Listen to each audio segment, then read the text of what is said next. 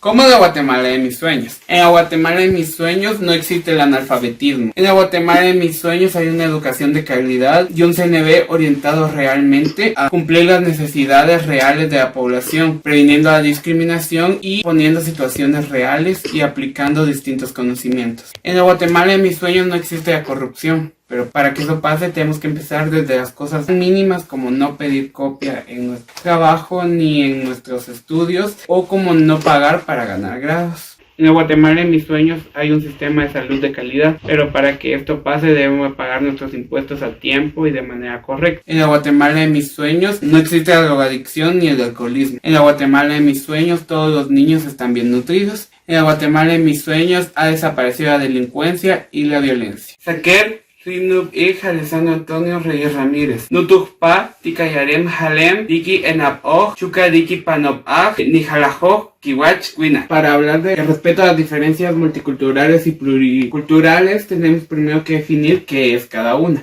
Primero que todo, el respeto en este contexto se refiere a la veneración o la aceptación entre cada cultura de las costumbres de las otras. Es una actitud en la cual las culturas coexisten y conviven juntas. Y luego tenemos las diferencias. Las diferencias no tienen por qué ser nada malo, todo lo contrario. Cada ser humano es diferente y así también las culturas. Las diferencias son ideas contrarias, distintas o diferentes a las que tiene otra cultura.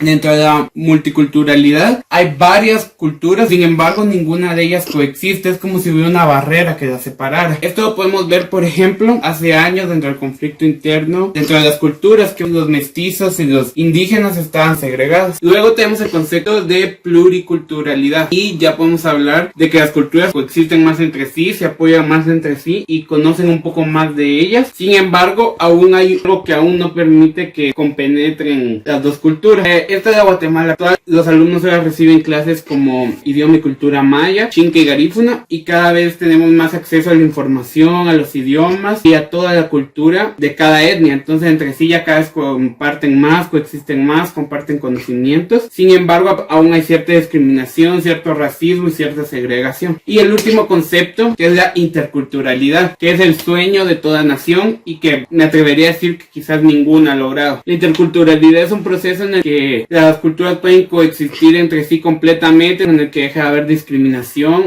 en el que hay apoyo mutuo entre las culturas y cada quien aprende de la otra. Tú me dirás, como el proceso de globalización. Parecido, aunque a la inversa, porque entre la globalización todos pensamos como masa, todos adoptamos las ideas de una cultura y todos nos volvemos una sola raza. Mientras que la interculturalidad plantea que cada cultura va a seguir existiendo, va a seguir teniendo sus valores, sus costumbres, sus creencias. Lo único es que cada vez van a ser más unidos y cada vez van a poder aprender más entre sí, van a poder coexistir y apoyarse más. Esta, como les digo, es la Guatemala que esperemos en un futuro logre. Ahora voy a hablar de cada una de las 4 etnias. Empecemos con la cultura maya. Esta cultura se hablan 22 idiomas, los cuales podrán estar viendo por acá. Aproximadamente 5000 años atrás ya existía esta cultura. Su periodo histórico se divide en preclásico, clásico y posclásico. Y ya en la actualidad su vestimenta son prendas tejidas a mano. Entre las mujeres la parte más representativa es el huipil. Además de esto, cada uno de esos trajes típicos es diferente dependiendo de la etnia. Luego pasamos con los xinca. La cultura xinca está desapareciendo. El idioma xinca se divide en 3 ramas. Había una cuarta de la cual ya desapareció. Se cree que el idioma xinca lo hablan aproximadamente 2000 personas. Es un idioma en peligro de extinción. Sin embargo, muchos etnolingüistas están trabajando muy duro y se cree que se va a poder recuperar el idioma. Tenemos a la cultura garífuna. Esta cultura se caracteriza porque sus raíces provienen de los araucos, los caribeños y los esclavos africanos. Su platillo típico es el tapado. Su música tradicional es la punta. Por último, la etnia ladina. Esta es una mezcla. Principalmente tienen raíces indígenas y españolas. Esta etnia creo que ha sido más víctima de la globalización. Su forma de vestir es conforme a la moda occidental. Hablan el idioma español con algunos préstamos lingüísticos del inglés y de algunas lenguas nacionales. Pasamos con las metas y las estrategias para llegar a este respeto de las diferencias multiculturales y pluriculturales y por qué no decirlo en un futuro llegar a hablar de una interculturalidad. Primero que todo hablemos de la problemática. Somos un país pluricultural. Entonces, aunque las culturas coexisten entre sí, falta un largo camino por recorrer. La población indígena normalmente vive en pobreza y en pobreza extrema. Idiomas como el xinca o el itzá están están a punto de desaparecer. Hay muchos niños que están estudiando en escuelas en las cuales sus maestros son monolingües y solo hablan español, entonces esos niños que hablen un idioma maya no pueden aprender. Entonces para esto propuse metas a corto plazo y metas a largo plazo para llegar a esta interculturalidad tan deseada. La meta a corto plazo sería dar capacitaciones a profesores de centros educativos, tanto públicos como privados, dentro del área San José Pinula y áreas circunvencinas, explicando la importancia de subáreas que algunos profesores, no todos, consideran poco importantes, como formación ciudadana, cachiquel, productividad y desarrollo, y charlas acerca de sexualidad y educación inclusiva, para fomentar la no discriminación y el respeto y aprendizaje de las diferentes culturas, idiomas, idiosincrasias, creencias y un largo etcétera. Esta propuesta lo que busca es fortalecer tanto la no discriminación como el aprendizaje dentro de las diversas culturas, y no solo eso, eliminar el racismo en todas sus fases, hablando de discriminación por género, discriminación por edad, discriminación por color de piel, por etnia, por ideas, políticas, ideologías, por creencias, religiones y un largo etcétera. ¿Cómo vamos a lograr? Los profesores normalmente se han encasillado en enseñar matemática y lenguaje, y se han olvidado de clases sumamente importantes como formación ciudadana, que busca evitar el racismo en todas formas, además de enseñarnos a ser buenos ciudadanos, o como productividad y desarrollo, que busca incentivar a la microempresa, forma en la cual podemos evitar la pobreza. ¿De qué manera vamos a hacer estas charlas? Primero que todo vamos a buscar el apoyo de la municipalidad para que se nos faciliten los permisos, incluso para algún financiamiento para poder realizar estas charlas. Luego vamos a capacitar a las personas que van a dar la capacitación para que sepan del tema del que están hablando. Y por último va a ser lanzada convocatoria en general. Por último vamos a hablar de las metas a largo plazo. Reestructurar al 100% el CNB para fortalecer una educación de calidad y realmente basada en enseñar a los jóvenes competencias aplicables en la vida diaria y orientándolos a la eliminación de todas formas de discriminación. Entonces consultaremos con distintos maestros, con distintos intereses, distintas necesidades, distintas etnias, distintos departamentos, también con psicólogos, científicos, gente experta en el tema, personal del Ministerio de Educación y los mismos alumnos. ¿Por qué no implicarlos a ellos dentro de esta reestructuración curricular y preguntarles qué es lo que ellos de verdad quieren y necesitan aprender? Con empresarios y con personas emprendedoras que también nos den los tips de qué es lo que necesitan las empresas y qué es lo que se necesita para ser un emprendedor, y en base a todo eso condensarlo, crear un documento y trasladar la información al Ministerio de Educación y iniciar todo el proceso burocrático para que esa reestructuración pueda llevarse a cabo. Espero que les haya gustado mi exposición. Mantiosh.